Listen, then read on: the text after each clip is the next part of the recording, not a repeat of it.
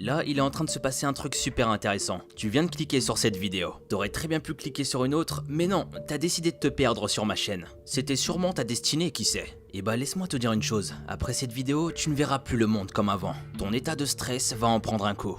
Ton approche avec les gens pourrait très bien changer du tout au tout. Tu vas sécréter des hormones de cortisol, d'adrénaline, de vasopressine et j'en passe. Ça fait peur, hein, mais quelque chose me dit que t'en as rien à foutre et que tu vas quand même regarder cette vidéo. Et t'as bien raison, parce que l'histoire que je vais te raconter, elle en vaut la peine. Mais juste avant ça, tu prends une batte de baseball, tu la tiens fermement avec ta main et tu détruis cette barre de like, comme si ta vie en dépendait.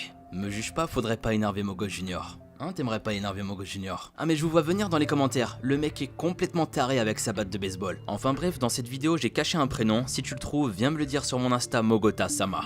Je vous préviens, là ça va pas être facile de le trouver. Ouvrez vos petits yeux parce que ça risque d'être difficile. Sur ce, éteignez votre lumière pour plus de sensations et laissez-vous emporter par ma voix.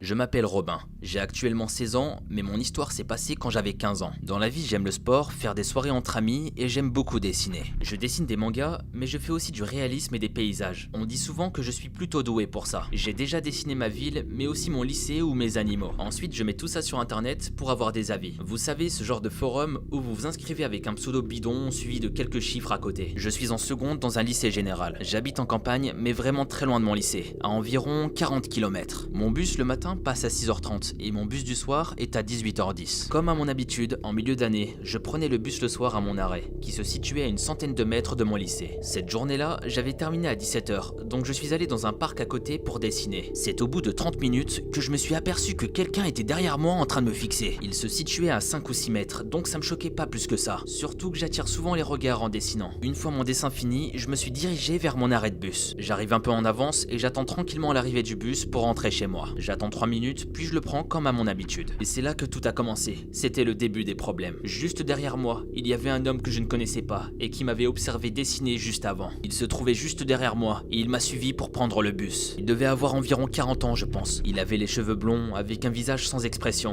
un regard vide, sans aucune émotion. Il me faisait penser un peu à un russe comme dans les films d'action. Enfin bref, je me suis mis au fond du bus et il se plaça juste 2 rangs derrière moi. Comme j'habitais en campagne, je connaissais tous ceux qui étaient dans le bus et on n'était jamais plus d'une dizaine. Mais je n'arrivais pas à savoir qui c'était. Je trouvais la situation très angoissante et je ne voulais pas qu'il m'aborde, donc j'ai pris mes écouteurs et j'ai écouté de la musique tout le long du trajet. Une fois à mon arrêt, je suis descendu et je le vois descendre aussi. Je trouvais ça bizarre, mais j'ai continué comme si de rien n'était. Je me disais que c'était normal qu'il descende au même arrêt que moi. Puis j'étais pas le seul à descendre à cet arrêt, on devait être au moins 3 ou 4. Donc je continue et je commence à marcher vers la direction de ma maison. Elle n'était pas très loin, environ 200 mètres. J'augmente un peu le son de ma musique et je rentre tout content car je venais de finir les cours et je me suis mis à danser dans le rythme de la musique. J'arrive devant chez moi et une fois à la porte, juste devant ma maison, il y a l'homme qui me fixe. Il me regardait avec insistance, c'était limite très malsain.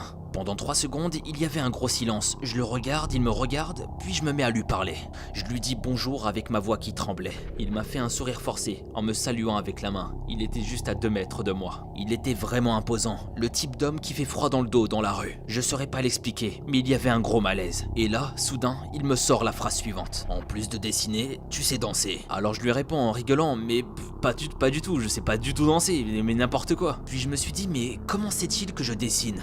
Mon cœur s'est mis à battre, mais d'un seul coup, je me suis dit qu'il avait dû me voir dessiner dans le parc. Puis pour encore briser le silence, je lui dis mais vous êtes du coin? Monsieur, je vous ai jamais vu auparavant. Et là, il me répond qu'il voulait juste voir où j'habitais. La façon dont il l'a dit, c'était hyper flippant, comme s'il avait une arrière-pensée. À ce moment-là, j'ai eu la pire sensation de ma vie. J'ai pas cherché à comprendre et je suis parti en courant chez moi. Je suis monté à l'étage de ma chambre, j'ai fermé la porte à clé et je me suis précipité à ma fenêtre pour voir s'il était toujours en face. Et bien devinez quoi, il était toujours là à regarder ma maison.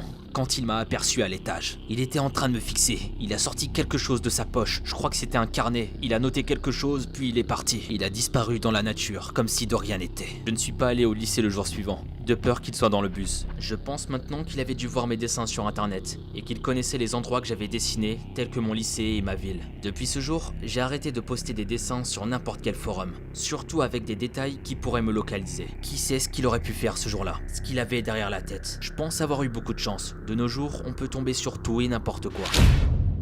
Cette histoire, elle est hyper stressante. Le mec se fait carrément traquer par un inconnu. C'est pas comme si c'était juste un mec bizarre qui te suit pendant un certain temps dans la rue. Là, vu la description, on est carrément sur un genre de psychopathe qui a tout fait pour le retrouver. Mais le pire, c'est qu'il a dû essayer de le trouver depuis longtemps. Il y a vraiment des gens avec l'esprit tordu. À quel moment tu vas dans un forum et tu te mets à traquer un dessinateur amateur? À quel moment, sérieux? Faut vraiment être timbré. Je vous jure, parfois, quand je trouve certains threads, je me dis mais ça existe ça? T'as vraiment des gens bizarres comme ça qui pour X raisons vont vouloir te retrouver. Ça me paraît tellement absurde, mais ce qui est sûr, et je pense que vous êtes d'accord avec moi, les intentions de l'inconnu étaient hyper malsaines. Quand on voit ce genre de choses, faites juste super attention, et ça s'applique à tellement de choses. Internet, c'est ultra sombre. Parfois on croit connaître la personne, on la rencontre, on discute avec elle, mais on se trompe totalement sur la personne. Alors qu'au final, on s'est juste créé une image d'elle et on peut être vite déçu ou voire pire. Enfin bref, continuons avec l'histoire suivante. Let's begin.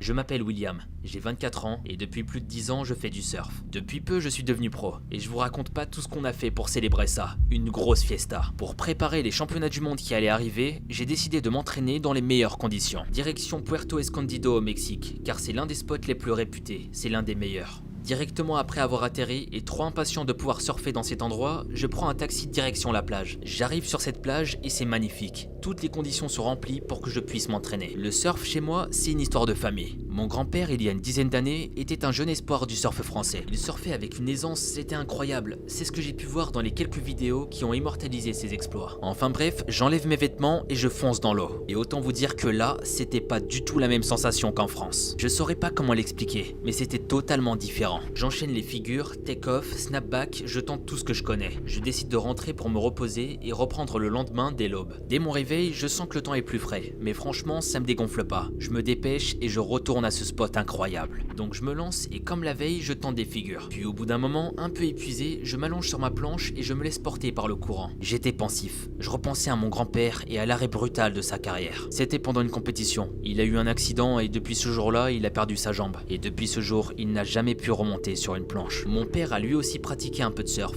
mais jamais à un niveau professionnel. Donc je pensais souvent à mon grand-père et j'étais triste de savoir ce qui lui était arrivé. Le temps que je revienne à la réalité, le courant m'avait emporté. J'étais tellement loin que j'avais du mal à voir le sable de la plage. J'ai commencé à ce moment à stresser, mais j'ai gardé mon sang-froid. Je me suis dit que si je patientais et que je n'allais pas à contre-courant, j'allais rejoindre la plage. Mais rien ne s'est passé comme prévu. Il s'est mis à pleuvoir et la température était plutôt froide. Puis ma planche a heurté un rocher. Ça l'a un peu fragilisé et je me suis fait une petite coupure au pied. Plus le temps passe, plus je commence à perdre espoir. Personne ne va venir me sauver et le temps n'est pas à ma faveur. Je décide d'utiliser les forces qu'il me reste pour nager et me rapprocher le plus vite possible de la terre ferme. Rien n'y fait. Plus je nage, plus j'ai l'impression de m'éloigner. Mes doigts me font mal et mes mains commencent à virer au bleu tellement j'avais froid. Je suis épuisé, j'en peux plus, mais je veux pas mourir ici. Et je me suis mis à prier. J'ai peur, j'ai froid et je n'en peux plus. Mes yeux commencent à se fermer. Je crois que c'est la fin. Je me ressaisis quand ma planche se retourne et que je me retrouve dans l'eau. Mais j'ai plus de force, je ne tiendrai pas longtemps. Le temps passe, mais je crois que j'ai atteint ma limite. Mon corps ne réagit plus et je commence à couler petit à petit. Quand soudain, au loin, j'entends une sirène. C'était un bateau de sauvetage des gardes-côtes. Ils m'ont sauvé la vie, mais j'ai perdu ma jambe. La coupure que je m'étais faite n'était pas si petite que ça. Et quand ils m'ont repêché, ma jambe était bleue. Ce jour a marqué la fin de ma carrière dans le surf. Comme mon grand-père, j'avais une jambe en moins. J'ai pleuré de toutes mes forces de ne pas pouvoir réaliser mes rêves et ceux de mon grand-père. Imagine être seul en pleine mer, t'as quasiment aucune chance de survie. T'es là en train de te remémorer chaque moment de ta vie, des souvenirs, ta famille, tes amis. Tu te demandes si ton existence a servi à quelque chose et tu te poses 36 000 questions. Ça en finit pas, tu stresses, tu pleures, tu réfléchis. Ce genre de situation extrême, il y en a beaucoup trop qui sont produits. Et pour les cas qui ont survécu à des épreuves pareilles, ils ont juste eu énormément de chance. Combien sont morts noyés en pleine mer? Combien se sont retrouvés morts dans le froid dans des régions glaciales? Et dans le désert, on en parle. Quand t'es livré seul face à la nature, malheureusement, on est trop vulnérable. Il n'y a pas plus terrifiant que la nature, et ça, on le sait tous. Mais malgré ça, vous allez me prendre pour un taré. Pour ceux qui me connaissent bien, vous savez que je suis un gros taré dans ma tête. Partir à l'aventure à la Mike Horn, découvrir les endroits les plus reculés, les plus dangereux. Franchement, moi, je suis hyper partant. Bref, continuons avec la dernière histoire. C'est parti. Le soir, avant de m'endormir, j'entends un bruit au-dessus de ma chambre, sûrement un animal. Il gratte souvent le sol du grenier, juste au-dessus de mon lit. J'ai déjà essayé d'aller voir là-haut, mais sans résultat. La lumière ne va pas jusqu'au fond de la pièce, et je suis acluophobe, donc je ne risque pas d'y aller. J'ai une peur énorme de l'obscurité. Il n'y a aucune bestiole. Quand je suis dans le salon, je l'entends, comme s'il était dans ma chambre. Le parquet craque la nuit, et pourtant un animal de la taille d'un rat ou d'une souris n'est pas assez lourd pour le faire craquer. Parfois j'ai l'impression que le rat tombe, mais quand ça se produit, le bruit est beaucoup trop important. Je continue à vivre, sachant pertinemment qu'il y a quelque chose avec moi. J'ai l'impression d'habiter avec quelqu'un d'autre, comme un humain. Ça m'empêche de dormir parfois. Je pense que je vais appeler un dératisseur, mais j'ai comme l'étrange impression que ça ne marchera pas. Je l'entends partout, comme s'il pouvait se frayer un chemin dans tous les murs et les sols de la maison. Maintenant, au grattement s'ajoutent des petits pas. Je ne comprends plus rien. Il y a des traces sur la trappe, comme si l'animal pouvait passer de l'autre côté. Le rat se balade dans ma maison, ma propre maison. Même si c'est juste un animal, je ne veux plus de lui chez moi. De jour en jour, il y a encore plus de lacérations sur la trappe, mais elles sont encore plus profondes. Elles ne peuvent pas avoir été faites par des griffes. Pourquoi je n'appelle pas un dératisseur, vous allez me dire? Peut-être parce que je me doute que ce n'est pas un rat. Des pas, des grattements toute la journée, des lacérations sur le mur, sur le canapé, sur les chaises. Ça ne peut pas être un rat. Qu'est-ce qui peut bien rôder dans ma maison? Merde, qu'est-ce que c'est? J'ai trouvé un petit tas de cheveux,